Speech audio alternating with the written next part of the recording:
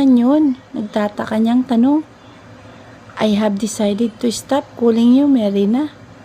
Claire's eyes widened. When he heard that from Juan Miguel's mouth, he will stop calling her Marina? For what? Nasanay na siyang tinatawag na gano'n ni Juan Miguel. Bakit kailangan tumigil ito sa pagtawag sa kanya ng gano'n? Sa pagkakaalam niya, wala naman siyang ginagawang mali. Bakit, Juan Miguel? Did I do something wrong, ha? Kung oo, then can you tell me what is it? Hindi ko lang kasi maintindihan. Naiiling niyang tugon. Juan Miguel breathed heavily, then took her hands. He kissed it and slightly massaged them. You didn't do anything wrong, Claire. I just realized something. From now on, I will call you Minobea. It stands for my girlfriend. You are my girlfriend, right? Then when I propose to you, I will call you Mi Prometida. It means my fiancé. And when we're married, I will call you Mi Esposa. That's the Spanish term of my wife. At huli, I will continue calling you Marina. If we build a happy family, at kapag nakabuo tayo ng 3 anak, for sure, tayo na habang buhay, right? Claire can't help but laugh. Seriously, Juan Miguel? Baka nagugulan ako niyan, ha? Mas okay na ako sa Mirena, pero kung yan ang gusto mo, okay lang naman sa akin. At what? 3 anak agad? Hindi muna isa? Gusto ko ng 3, kaya naman natin yun, di ba? I can't promise you, Juan Miguel, but kung hindi ka magluloko, it's possible, but wait. Can I ask you? What is that, Minobia? Shit, ang sarap sa tenga nun. What is that? What is that Spanish term for my boyfriend? Nangingiti niyang tanong dito.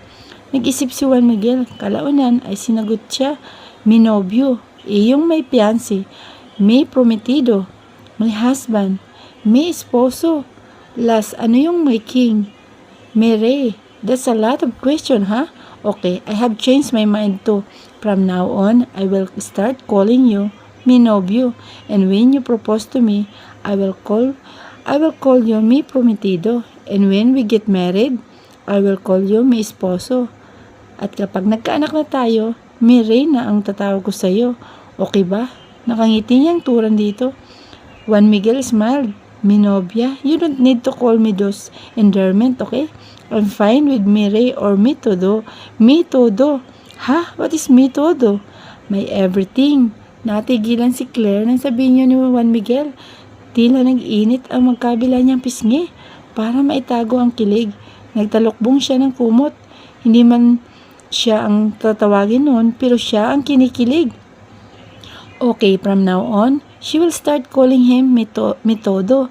At simula rin ngayon, tuturuan na niyang mahalin si Juan Miguel dahil kamahal-mahal naman talaga ito at hindi niya sasayangin ang pagmamahal ni Juan Miguel para sa kanya.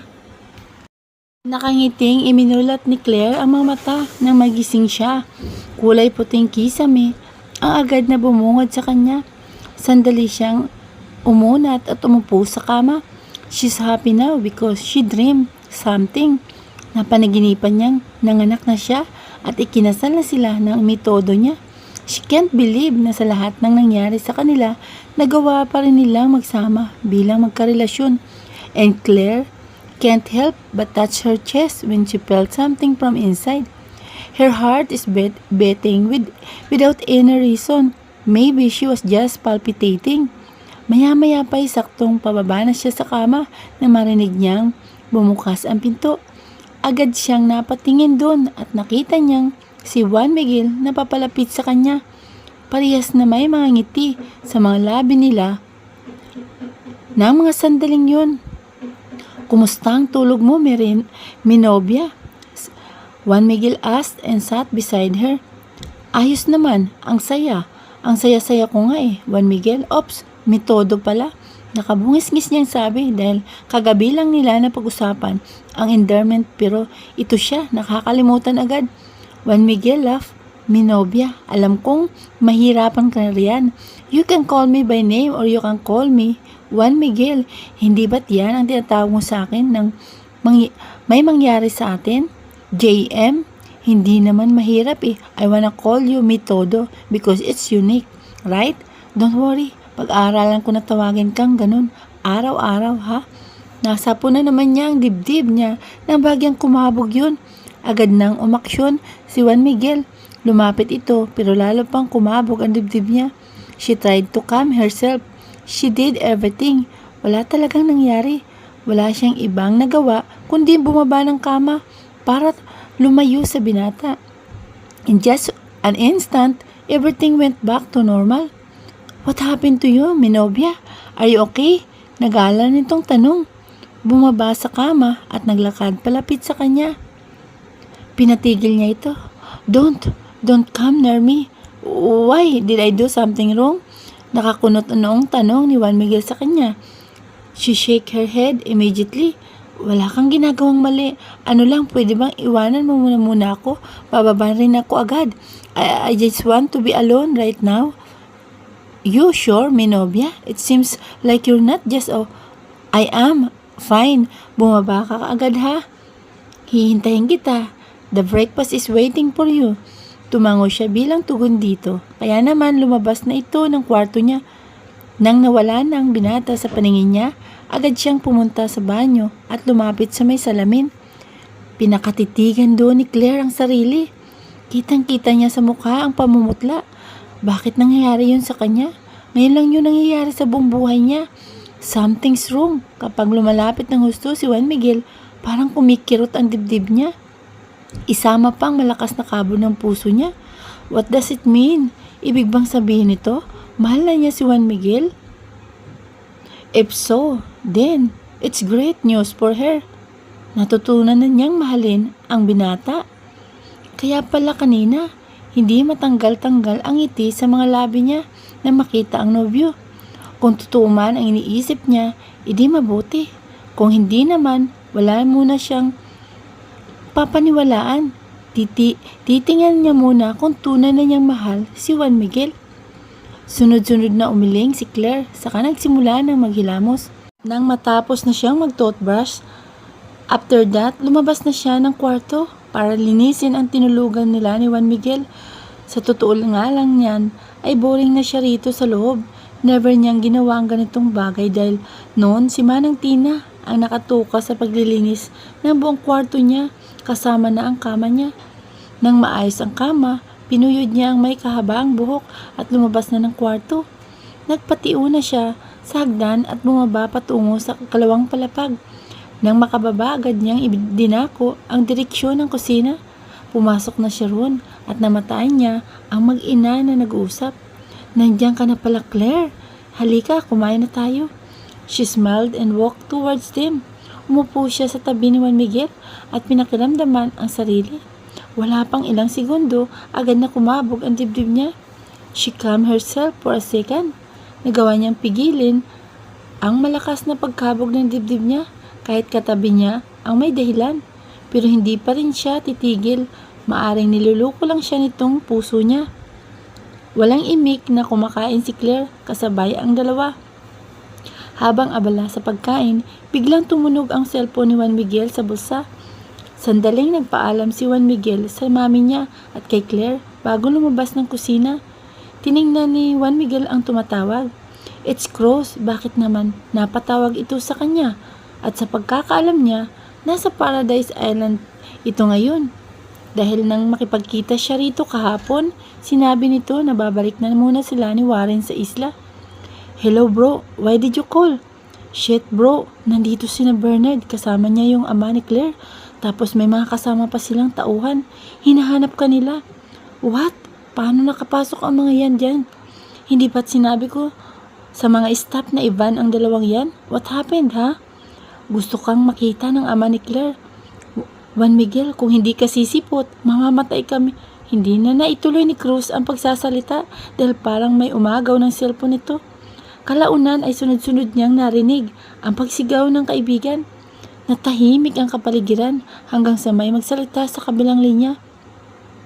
Kumusta Juan Miguel Alessandro del Pero? May pagkasarkastikong tanong sa kabilang linya. Hindi na siya nagulat sapagkat nakilala niya agad ang nagsalita. It's Claire's father. Gusto mo ng sagot? Ayos lang ako. Ayos naman ako kasama ang anak mo. Walang takot niyang asik sa kagigil na ikinuyom ang kaliwang palad. Ibalik mo ang anak ko, Juan Miguel. Kung wala kang balak na ibalik si Claire sa akin, papatayin ko ang mga hawak kong tao. Sino-sino sila? Turista, mga empleyado mo, at iyong dalawa mong gunggong na kaibigan. Choose wise, Juan Miguel. Ibabalik mo ang anak ko o papatayin ko lahat ng mga tao mo dito. Oh, shut up, old man. Huwag mo akong takutin dahil hindi naman ako matatakot sa'yo. Go, kill them. Ito lang ang masasabi ko. Baka pagsisihan mo ang ginawa mo kapag nakulong ka na. Natatawa niyang saad na may halong pang-asar sa matanda. Ayun ay kung makukulong ako, bibigyan kita ng oras. Kailangan mong pumunta rito kasama ang anak ko. Kung hindi ka sisipot, mapipilitan akong patayin sila. Buhay nila o ang anak ko. Mamili ka, Juan Miguel. Hindi kita tatantanan hanggat hindi ko nakukuha ang anak ko sa'yo. Tandaan mo yan, Juan Miguel.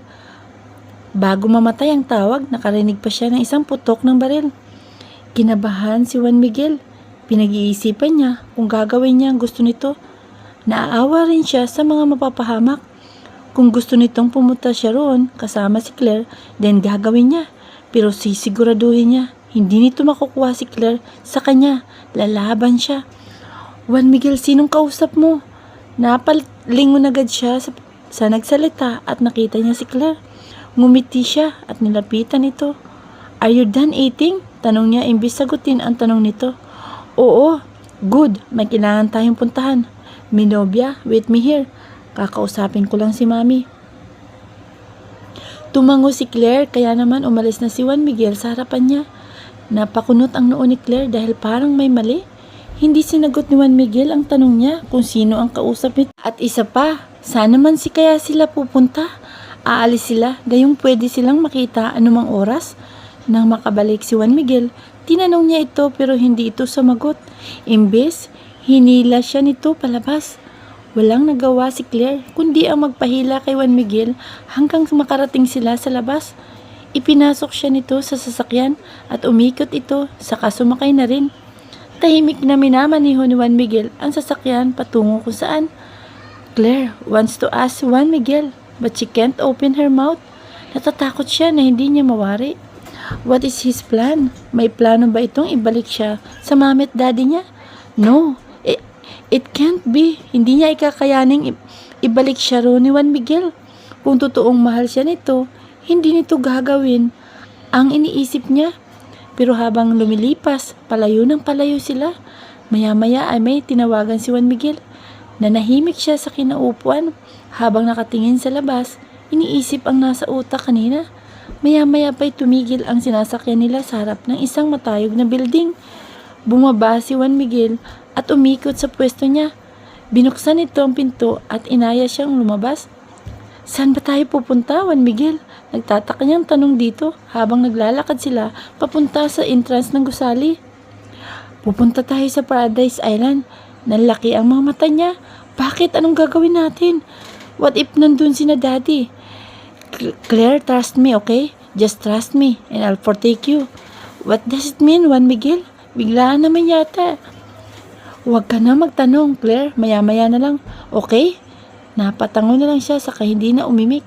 Nang makapasok sila sa gusali, sinalubong sila ng isang lalaki. Gwapo ito. Nag-usap ang dalawa at napag-alaman ni Claire na ito pala ang kausap ni Juan Miguel kanina. It's Briggs. Maya-maya pa inaya na sila ng lalaki hanggang sa makarating sila sa may rooftop.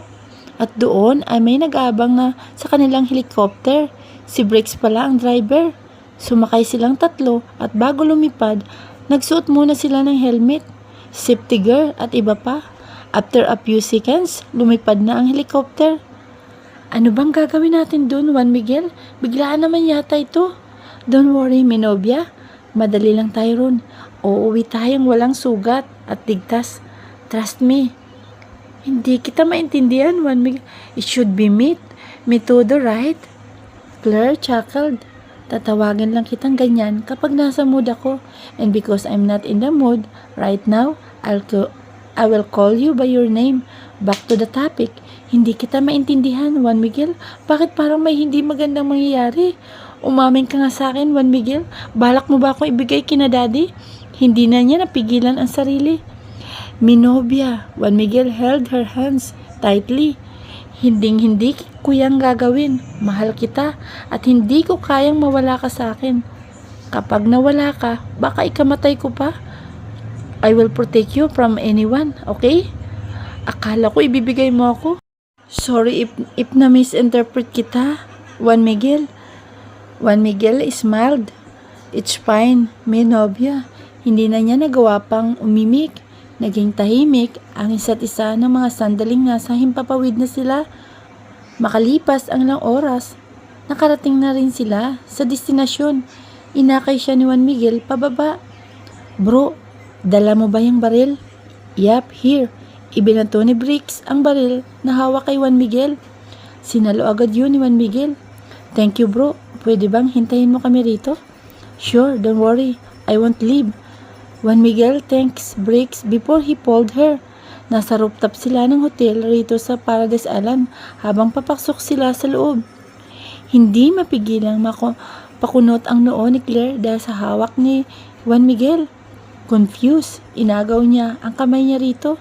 Nakakunot ang noo siyang hinarap nito. What happened, Minobia? Tanong nito. Bakit ka may baril? To protect ourselves. Then, he hid the gun behind him. Nagugulan ako, Juan Miguel. Ano ba ito ha? Hindi ko maintindihan ang gagawin natin. Ayaw kong mapahamak, Juan Miguel. Shh! Don't say that. Hindi ka mapapahamak, okay? Walang mapapahamak sa ating dalawa. May baril ako para sigurado. Let's go. Walang nagawa si Claire kundi ang tumango. Muling hinawakan ni Juan Miguel at hinila na naman siya at sumakay sila sa elevator na pinindot ni Juan Miguel ang first floor. Biglang kumabog ang dibdib niya ng mga oras na yun. Lumayo pa siya kay Juan Miguel pero hindi nawala. Shit, may mali talaga. At sa tingin ni Claire ay natatakot siyang harapin yun ngayon. Nakalipas ang ilang minuto, bumukas na ang pinto. Kaya naman lumabas na sila. Sa labas pa lang, may nakita na agad si Claire. Sa may buhangin o buhanginan, may mga taong nakaluhod at sa harap may mga lalaking nakatayo. Napamaang siya nang mamukhaan ang dalawa sa mga ito. Ang daddy niya at si Bernard. Shit, anong ginagawa nila rito? At bakit yung mga kasama nila? Nakatutok ang mga baril sa mga nakaluhod na akala mong hinuhostage. May mali talaga. Mali na talaga ito.